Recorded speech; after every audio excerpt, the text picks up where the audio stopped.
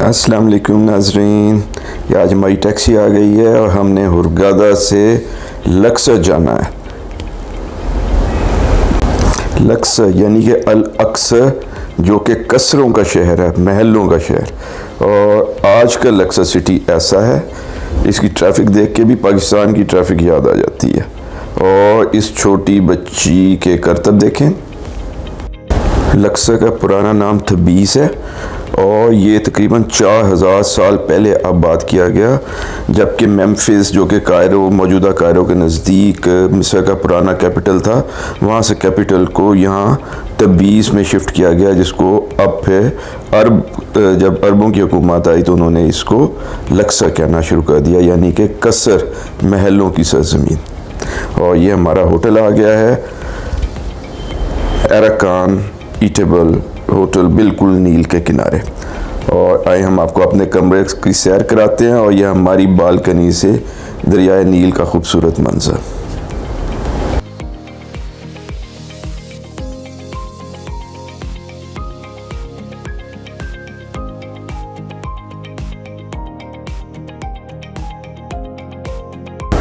शाम को नील के किनारे बग्गी की सैर। सुबह लक्सर का टूर शुरू होने से पहले तगड़ा नाश्ता। हमारी पहली मंजिल लक्सर से 2 किलोमीटर शुमाल में कार्निक टेम्पल है, जो आज भी दुनिया का सबसे बड़ा एंशिएंट टेम्पल है। इसकी तामीर 4000 साल पहले हुई और फ़िरौनों की 12वीं डायनेस्टी में इसकी तामीर शुरू हुई। बहुत से फ़िरौनों ने इसमें अपना हिस्सा डाला, लेकिन सबसे ज़्यादा हिस्सा सेटी द वन, उसके बेटे रैमसेस द सेकंड और उसके बेटे मेनेनपटा का है। कार्निक टेम्पल सबसे अहम इजिप्शियन गॉड जो है अमुन रा की इबादत के लिए तामीर किया गया। अक्सर टेम्पल सिर्फ इबादत गाहें होती हैं, लेकिन कार्निक टेम्पल ना सिर्फ दुनिया का सबसे बड़ा टेम्पल है, बल्कि इसकी ये खूबी भी है कि इसके ऊपर बादशाह का महल भी था और इसमें यके बाद दीगरे Seti the one, Ramesses the second and Merneptah जो है वो क़याम पजीर रहे। याद रहे कि यही वो 3 फ़िरौन हैं जिनमें से कोई 1 या 2 जो है हज़रत मूसा के ज़माने का फ़िरौन है। तो इसलिए ऐन मुमकिन है कि ये ऊपर जो आपको तवील लंबी खिड़कियां नज़र आ रही हैं, इसी महल में हज़रत मूसा का क़याम भी रहा हो, क्योंकि ये उसी दौर की बात है सारी।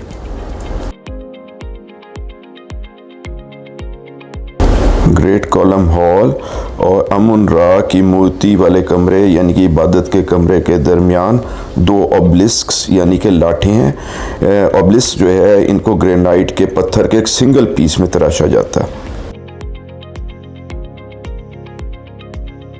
और ये है अमुन रा की मूर्ति का चैम्बर। इस पत्थर पे मूर्ति रखी जाती थी।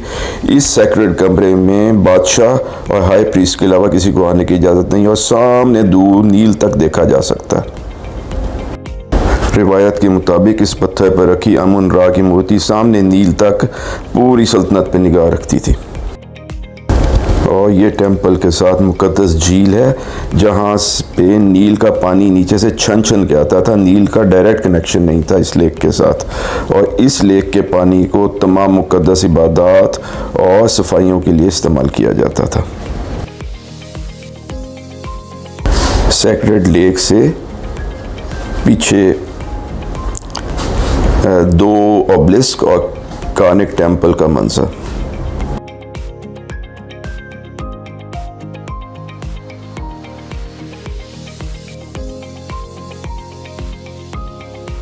टेम्पल की तमाम दीवारों और कॉलम्स पे हीरोग्लिफिक राइटिंग में तमाम तारीख दर्ज है।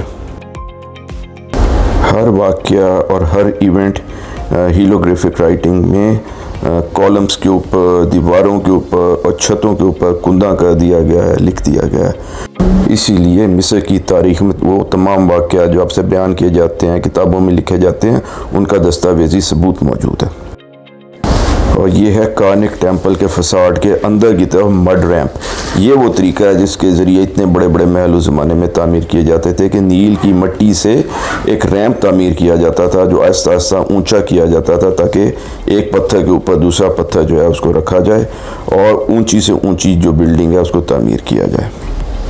बाद में ये मड रैंप जो है वो हटा दिया जाता था। और आइए अब आपको ले चलते हैं लक्सर टेम्पल, जो लक्सर शहर में ही वाक़ है। इसको फ़िरौन अमनहोटेप III ने कार्नेक टेम्पल के देवता अमुन रा की बीवी मोट, जिसको अमुन्नत भी कहते हैं, इसकी इबादत के लिए तामीर करवाया था। इस टेम्पल के सामने 2 ऑब्लिक्स होती थी, लेकिन एक जो है वो फ्रांस को तोहफे के तौर पे दे दी गई, जो अब वहाँ पे पेरिस में कनकॉर्ड के अंदर मौजूद है। टेम्पल के सामने रमसेस II के 6 मुजस्मे हैं, जो उसकी ज़िंदगी के मुख्तलिफ अदवार के हैं, जिसमें सबसे लेफ्ट वाला उसकी मम्मी का मुजस्मा है, क्योंकि इसमें हाथ फोल्ड हुए हुए हैं।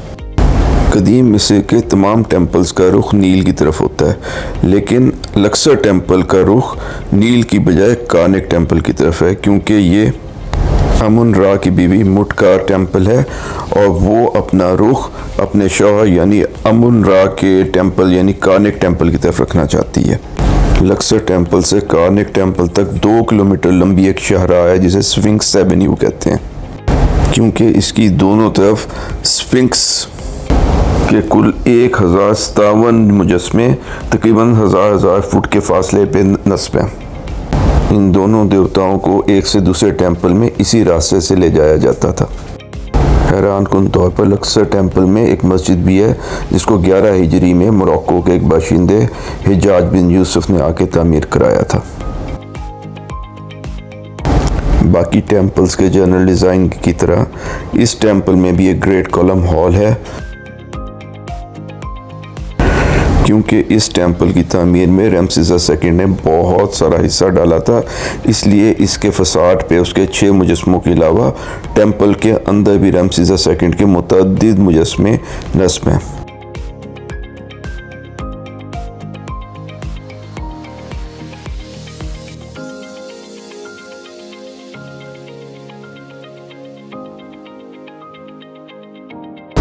फ़िरौन के ज़माने के मिस्र में लक्सर में हर साल देवता अमुन रा और उसकी बीवी मुट का जो है उर्स मनाया जाता था, और इस उर्स के मौके पर स्फिंक्स एवेन्यू के रास्ते अमुन रा को मुट से मिलाने के लिए कश्ती पर कार्नेक टेम्पल से लक्सर टेम्पल ले आया जाता था। ये सामने वो कश्ती नज़र आ रही है।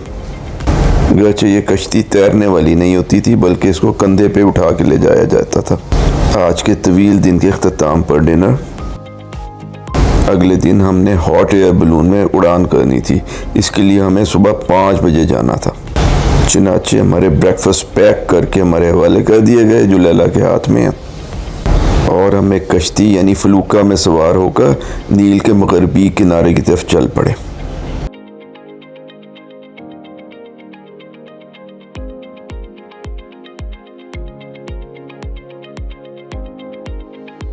तुलुए आफ्ताब के आसार शुरू हो गए हैं।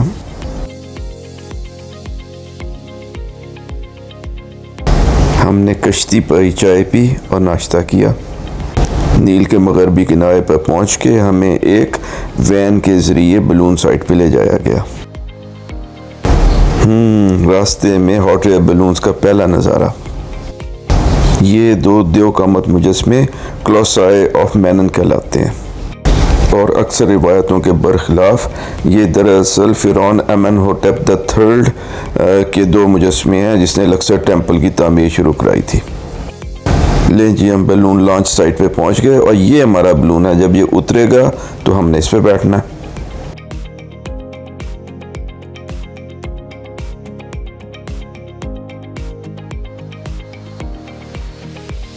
लें जी, सेफ्टी ब्रीफिंग के बाद अब हम बलून फ़्लाइट के लिए रवाना।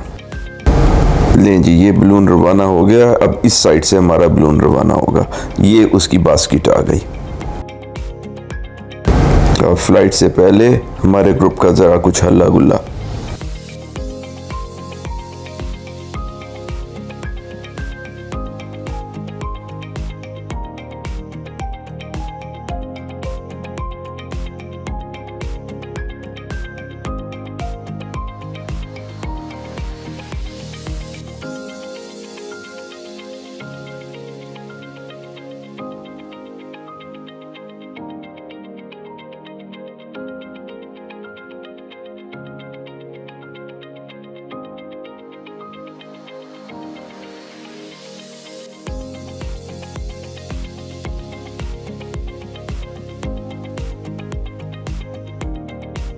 आइए आप भी हमारे साथ चलें ना।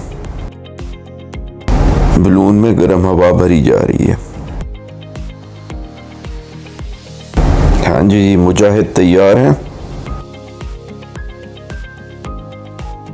और लैला छलांग मार के बलून में सवार, और मैं भी पीछे पीछे।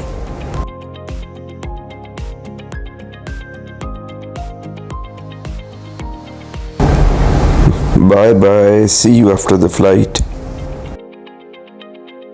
लें जी, हमारा बलून एयरबोर्न हो गया।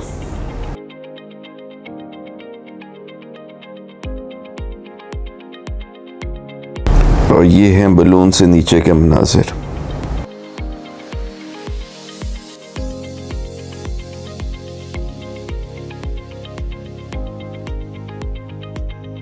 और अब आपके सामने आएगा हटशपसूट का टेम्पल, जो कि एक फ़िरौन की बेटी थी, एक फ़िरौन की बीवी थी, एक फ़िरौन की माँ थी, और उसने ख़ुद भी एक फ़िरौन की हैसियत से 20 साल हुकूमत की।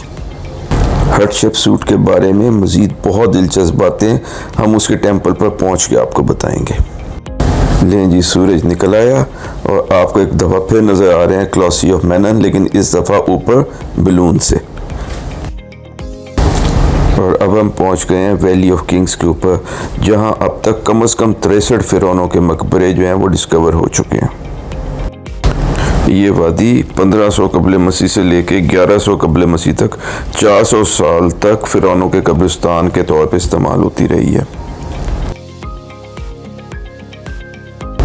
लें जी, हमारा बलून लैंड हो गया, और लैंड होने के बाद इसको फोल्ड करने का मरहला बज़ात खुद एक आर्ट है।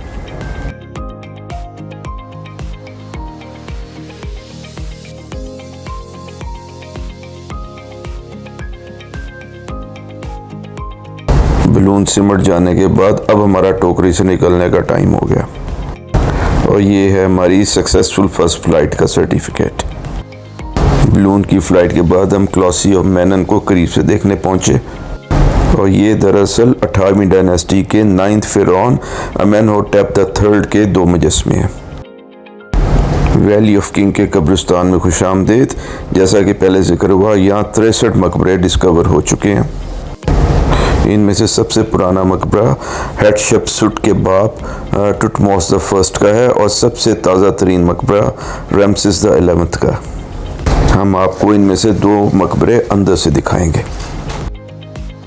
इनमें से पहला मकबरा जो है वो रमसेस IX का है। ये बहुत गहरा तो नहीं है, लेकिन इसके हीलियोग्लिफिक जो हैं वो और इसकी फिगर्स जो हैं उनके रंग बहुत खूबसूरती से महफूज हैं। आइए अंदर चलते हैं।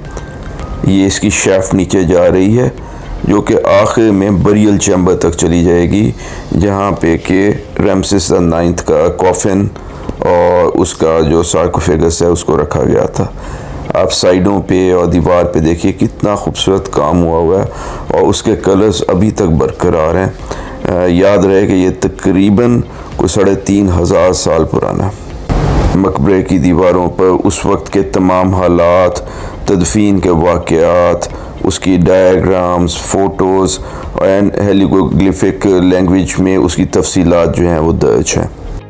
और अब चलते हैं मेनन पटा के मकबरे की तरफ। ये रमसेस II का बेटा और सटी I का पोता था। यही 3 वो फ़िरौन है जिनके बारे में ख्याल है कि इनमें से कोई एक जो है वो फ़िरौन था जिसने हज़रत मूसा से टक्कर ली।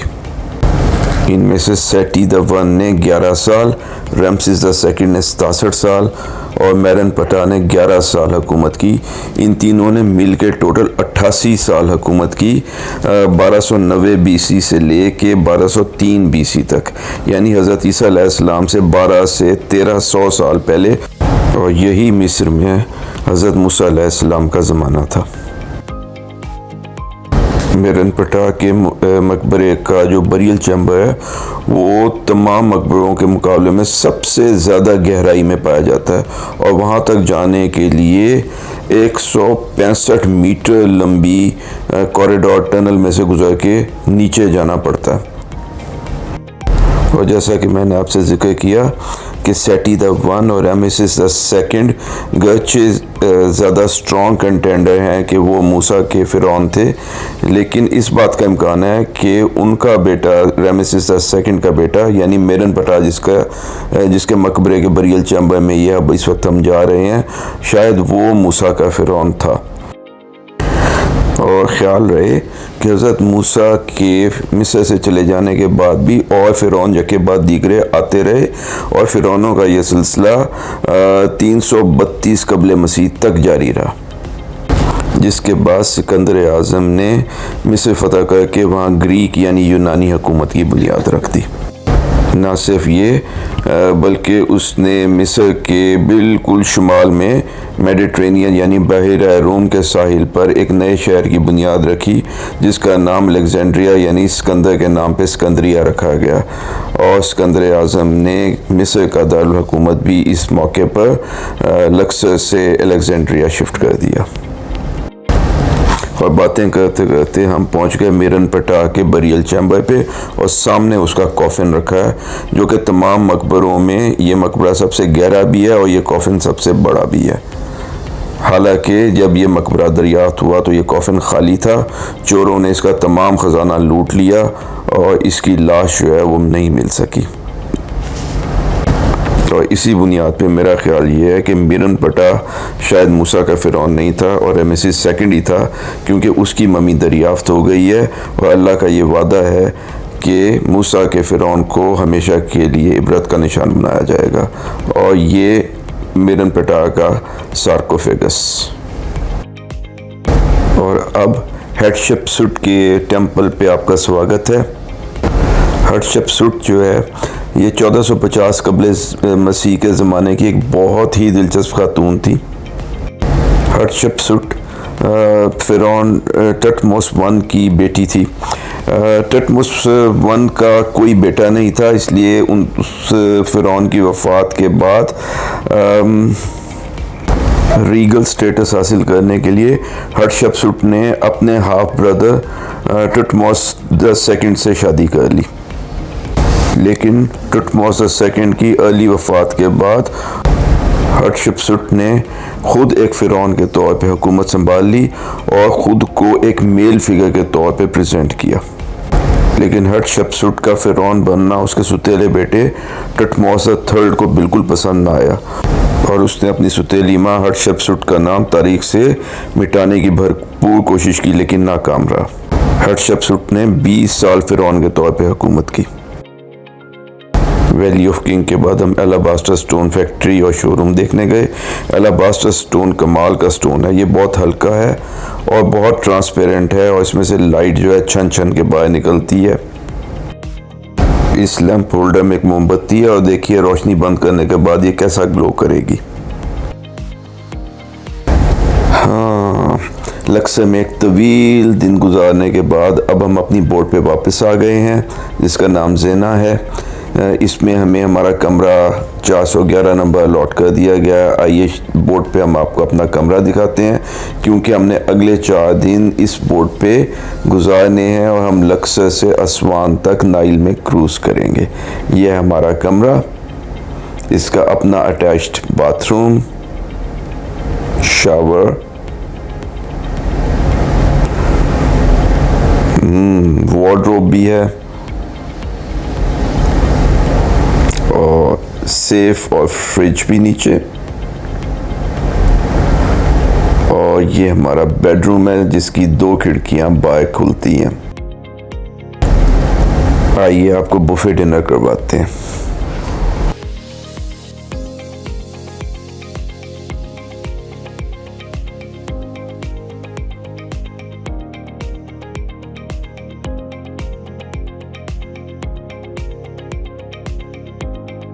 जी ये रोस्टेड डक है।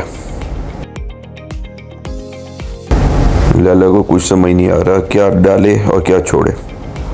खैर थोड़ा थोड़ा सब कुछ खाते हैं। रात को बोट के डेक पे कुछ रिलैक्सिंग टाइम। कल सुबह हमारा क्रूज़ रवाना होना है। आप ज़रूर ज्वाइन कीजिएगा, हमें आपका बहुत इंतज़ार रहेगा। खुदा हाफिज़।